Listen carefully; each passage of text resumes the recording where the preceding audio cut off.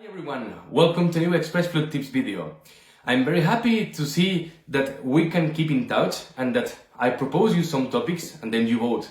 Last time that I did that, and I think this is very positive to create a little bit this sense of community, and also because then I get to know what do you think, what are your preferences too. So I did this, I asked you what topic would you prefer, and it was very close, one, but the option that won was the projection of the sound. So this is what I'm going to speak about today. First of all, what I want to say is that this is a very complicated topic to speak, especially in a studio like this one I have. So why I say that? I say that because I think that this topic, the projection of the sound, is something that we should really work by playing in big halls. So a very good way to work on that, I think, it's recording ourselves. So when we are playing maybe in a big hall with an orchestra or a chamber music concert, or even alone in a room that it's, let's say, enough big. I'm not saying a super amazingly big auditorium is not needed, that a super amazing big hall, but yes, not a room, not a studio like this one, okay? Because we need to develop the ability of knowing how the sound is sounding from outside, and somehow having the ability of anticipating to this and knowing what, because the thing is that what it sounds here is not exactly the same how it sounds some meters in the hall, okay? And I think that the best way to develop that, to develop this, let's say, abstract ear, not only focusing on what we hear, totally hear, because that's a little bit not reality, let's say, because here we can hear a lot of noises, we can hear a lot of air sometimes, and I think that we should get rid of this kind of feeling sometimes for the projection of the sound. For other things, it's very useful. I don't want to be misunderstood. But for the projection of the sound, I think we really need to get rid of this ear that is close and develop the far one. And this, unfortunately, since teletransportation is not invented yet, the only way we have is listening to ourselves in a recording from far away in the hall, okay? Having said that, and I promise all of you that I will do a video about that, okay? And I will go somewhere that it's, let's say, good for that, and I will do this kind of experiment. But even in a room like that, what I can do is to speak about basic feelings I have when thinking about projection. So what I could somehow develop with my experience so far. For me, it's also complicated, this topic, because the thing is that we need, this is very personal, but I know that I'm doing always this kind of videos because you like the personal approach. For me, we have different walls here. So we need the big one, the big wall, so the world in which we are big prepared. So to be clear, it's like somehow we need to be open and big in the book as we are vocalizing like a singer. Let's say if we are playing this kind of song in the low register,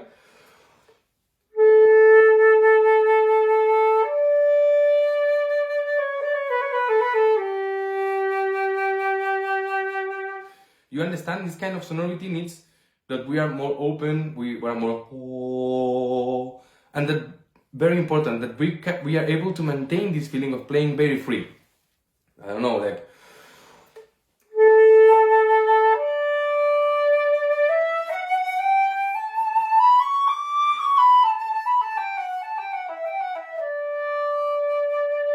So the concept point is clear, we are just thinking in the flow of the air and we are open. So that's the first feeling.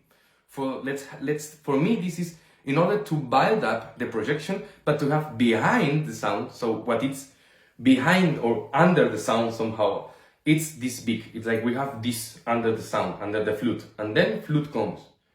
Okay, and for the flute comes on top of that, on top of this, let's say, wide basis of the sound, this O, then we need a little bit of shine. We need a little bit of this brilliance of the instrument, this, and the combination of these two things, I think, it's what helps us for the projection. So then we need to play with this approach, but also adding a little bit this thing, this brilliant thing that the flute can bring. Okay, so it will be somehow like this.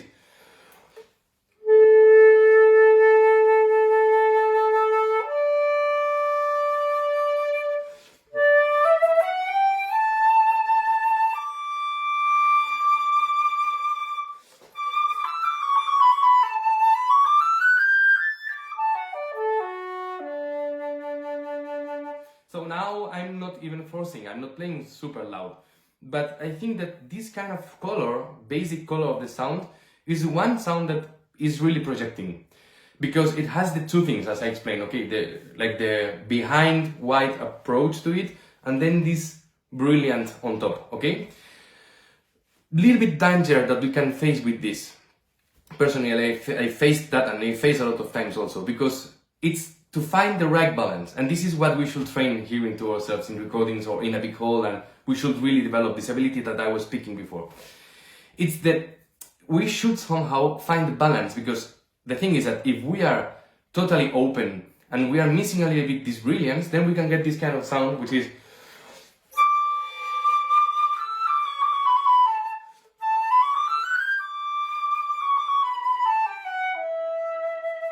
and for some things it can even be very helpful because it's big sound, but I think that to arrive to the end of the whole, we need a little bit of more brilliance, so we need to add. But the problem in adding the brilliance is that we are not making that too much, and then we are not too close. You understand? Because then if we do that, then we are too close and we add too many, let's say, focus or too many pressure to achieve this brilliance in the sound, this brilliant side. It can happen this.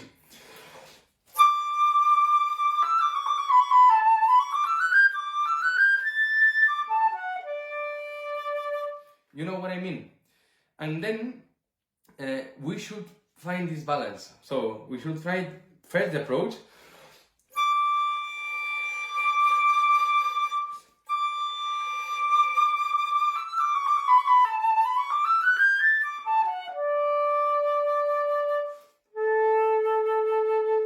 You know, this kind of feeling which is in the middle point from the two things.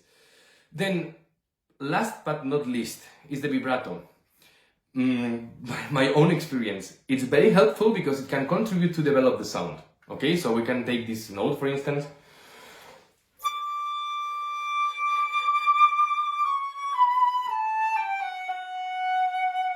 For instance, no, this Frederic Flute concerto, very beautiful opening of the second movement.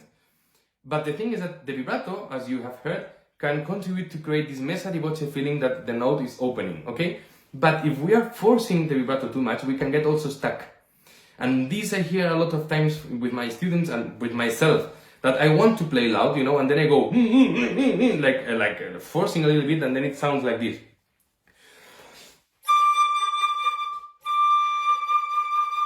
And that happens because we are forcing too much maybe in the embouchure, and also we are forcing too much here. So it's like, we should, and here trying to have, let's say, focus, but not too much. And this is a little bit difficult sometimes.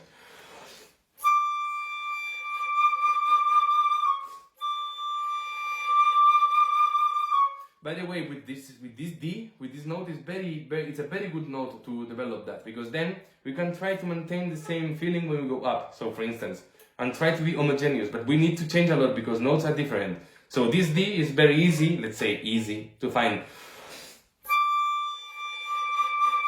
Find this one, but to find this one in the next ones,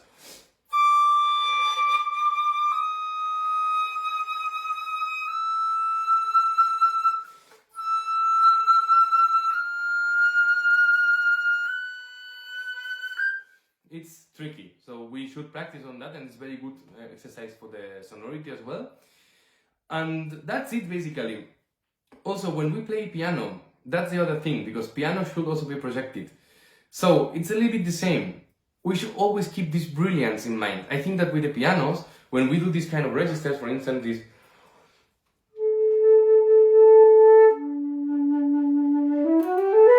if we want to do this kind of color, it's beautiful, but then maybe we want to do on purpose, not to be so much present. And precisely, if we add this kind of non-concrete sound, this,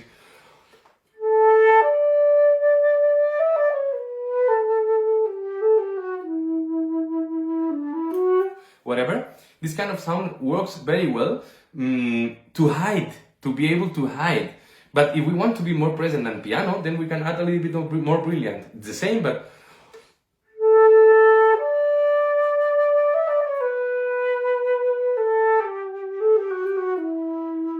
little bit, you know, and then it will be more present. And especially when we're playing piano in the top register, if we simply go for a very relaxed mood, but this brilliance, we can practice this with harmonics.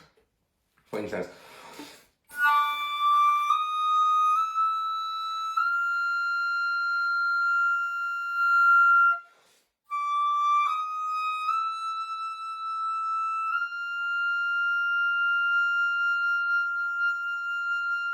you know, this kind of sonority for the pianos is very effective when playing in a big hall, because we can play very relaxed, but this brilliance is there, and that's heard. Really, I tell you that these kind of sounds are very heard, and sometimes you can even then play less and less, but always in a relaxed way. Or sometimes even we can try to unfocus a little bit, because otherwise it's so much projecting. Like this one. We are not so present, so brilliant, so focused. So these kind of differences in the sound are what are very important, according to my opinion, for the projection. So always we want to project. If we go to set a little bit this brilliance, maybe it helps. But always we have to check. We have to know this is a very personal approach, and maybe for other person it's totally the opposite, because that person plays already too brilliant, or too already with a lot of, let's say, power here, or the opposite. So I don't know, you have to always check, and you have to always have very, very, let's say, sensitive ears. That's the most important for everything, for all these topics that we are always speaking, okay? To be training the ears. So thanks a lot, I hope that was helpful for you, and see you next time. In the next video I think it will be about Mozart, because that was a very close vote. It was only 1 or 2 votes difference, and you wanted also me to speak about Mozart G major concerto, so I think I'm going to do so, but that will be next time.